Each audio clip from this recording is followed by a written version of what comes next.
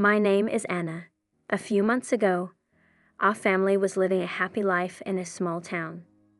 My husband, Mike, and I were the happy parents of two wonderful children, Sophia and Jade. We had a small house, and we worked hard to provide for our family. But as it happens in life, nothing lasts forever. Mike and I began to notice that our marriage was having difficulties. He used to be a caring husband and a wonderful father, but in recent months, he has become somehow strange. He spent more and more time away from home, leaving for work early in the morning and returning late at night. Mike started avoiding talking to me and even the kids. These changes have not gone unnoticed. I began to suspect that Mike was hiding something from me. All this reached its climax when I decided to look at our joint bank account to understand what was happening with our finances. I was shocked. Our family savings of $25,000 were stolen. A feeling of despair gripped me. This money was our savings, which we planned to use to ensure the future of our children. In order to understand how we ended up in this terrible situation, let's go back and remember what our relationship was like before everything went awry. Our family was a real idyll. Mike and I met at university. We were young and in love, full of hope for the future. Gradually, our relationship became serious, and we decided to get married. Marriage was a wonderful step in our lives, and soon we had Sophia, and then Jade. Mike was a caring father and a wonderful husband. We spent time together and with the children, made plans for the future, and dreamed about how our children would grow up and achieve success. I've always trusted Mike, and he trusted me. We had common goals, and we supported each other in everything. Our house was filled with laughter and joy. Our savings grew because we both worked hard and managed money sparingly. It was so easy to believe that our marriage would last forever. That's why the changes in the t-shirt that I noticed were so shocking and devastating. I couldn't understand why he became so secretive and distant. We've always solved our problems together, but now it seemed like he was keeping me at a distance, hiding something important. It was the beginning of the end of our idyll, and I didn't know yet that the events unfolding in front of me would become a real nightmare. After I discovered the disappearance of $25,000 from the account, I couldn't just sit silently and wait for everything to settle by itself. It was too much money to just ignore the situation. I started actively looking for answers and finding out what was going on. The first step was to appeal to Mike. I gathered all my courage and strained him by asking what happened to our savings. Mike initially denied everything. He said that we may have had a mistake in the bank and promised to sort it out. But I saw that his answer was indecisive, and this prompted me to take further action. I checked all our financial records, statements, and transactions. As it turned out, the amount was indeed debited from the account and transferred to a mysterious account. I couldn't find any documents explaining where the money went. This was another mysterious sign. In parallel with the analysis of finances, I began to collect information about Mike. I talked to his friends and colleagues, and they shared unexpected information with me. It turned out that Mike had changed not only in terms of finances, but also in behavior in general. He began to disappear often at work. His friends noticed that he became more closed and secret. At first, I was looking through his things, and what I found shocked me to the core.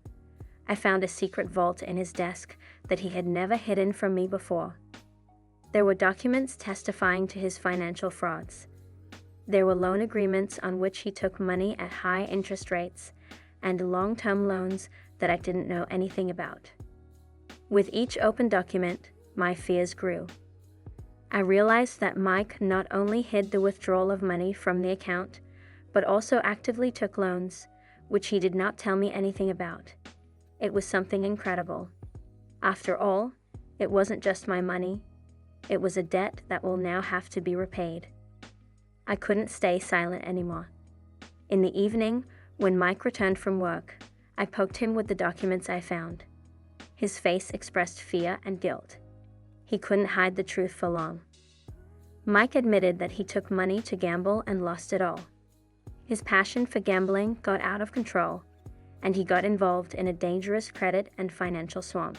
Listening to his confession, I was shattered. I couldn't believe that my husband, a man I've known all my life, could do such a thing. He disrupted our financial stability and left us without savings. But the worst thing was ahead. He said he didn't know how to tell me about the next shocking fact that would turn our lives around completely. I was prepared for the worst, but I couldn't imagine what could be even scarier. My nerves were on edge, and I was shaking with anticipation. With difficulty holding back tears, Mike began to tell. He had no way to recover all the lost money, and he told me that our house was mortgaged to cover at least part of the debt. This news hit me like lightning from a clear sky. We were on the verge of bankruptcy, and our family could lose the house that was our shelter, our place where our children grew up. Mike admitted that he was afraid to tell me about it earlier, and therefore decided to hide everything until the last moment. I was shocked at how quickly everything was falling apart, but the worst was yet to come. Mike said that the creditors gave us only a few days to leave the house, otherwise they would start the eviction process.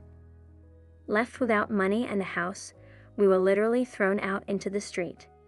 Sophia and Jade were too young to understand the complexity of the situation, but they felt my anxiety. I was confused, powerless, and very scared for the future of our children. I told my parents and closest friends about what happened. My family came to us immediately, ready to help. My parents took our children in to provide them with care during this difficult period.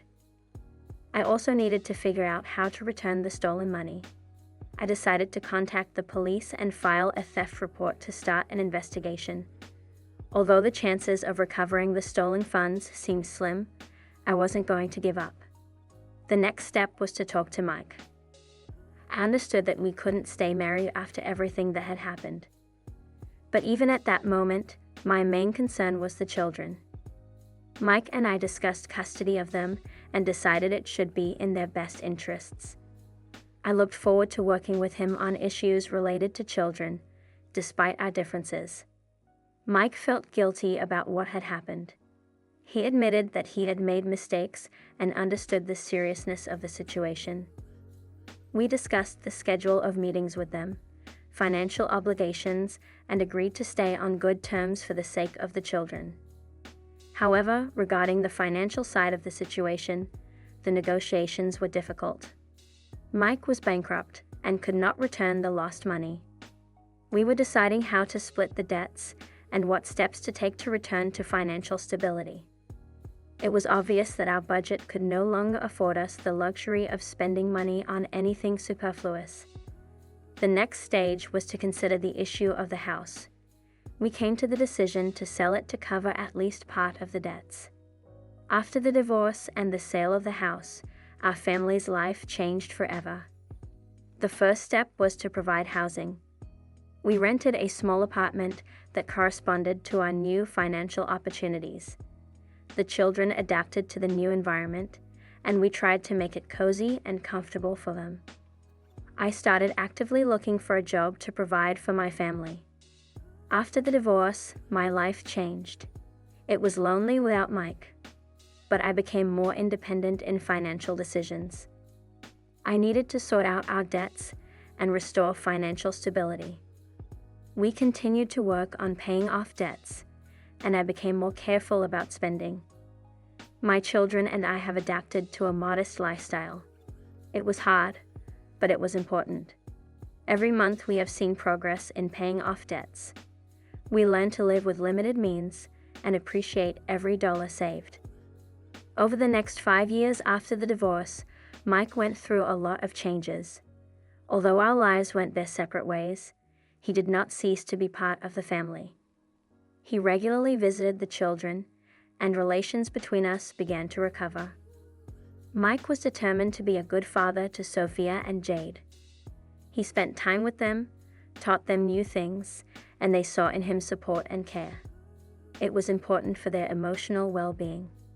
Over time, Mike and I began to discuss not only issues related to children, but also our own relationships. We both realized that the past was difficult, but the determination to ensure the well-being of the children inspired us to become good friends and support for each other. Our communication became more open and honest, and we began to understand and respect each other as parents and people. Over the following years, Mike's life continued to improve. He managed to recover from gambling problems and even started a successful business that brought a stable income. But the biggest surprise for me was that Mike decided to buy out our old house. He came to me with an offer that was difficult for me to reject. Mike explained that he wanted to do this as a sign of his sincere regret for everything that happened in the past. He said that he wanted to create comfortable conditions for us and the children and the opportunity to return to our usual place of residence. This proposal amazed me and the children. We discussed this idea for a long time and came to the conclusion that this could be a good step for our family. Mike really tried to change and become a better person, and his desire to buy our house was a sign of his sincerity. We returned to our old home, which was filled with memories, and began a new chapter in our lives. It was a symbol of a return to the past, and at the same time, a new beginning for our family. After Mike bought our old house and we returned to it, something happened that I never expected. Mike seemed to have disappeared without a trace. No calls, no messages, no news about him for more than 15 years. The years of waiting were not easy. The inability to find out what happened to my father was a heavy burden that we carried together. The children often asked about him and were eager for any news. I tried to be strong for them and support their hopes for Mike's return, but, to be honest, with each passing year I doubted more and more that this would ever happen. Experts told us that the probability of his return is getting smaller every year. The kids grew up, and Mike and I never had a chance to talk about what happened. Their memories of him became faded and vague, and I could feel them gradually letting go of hope. Every New Year and children's birthday, gifts were brought without specifying the sender. The gifts were carefully selected and packaged, but there was no sender's name. Eventually, we realized it was Mike. I myself also tried to move forward, but always with regret and longing in my heart. Mike's disappearance left a big hole in our lives that no amount of years could fill. So 15 years have passed, and so far I haven't heard anything about Mike's fate. This mystery remains unsolved, and his disappearance has left a deep mark on our history.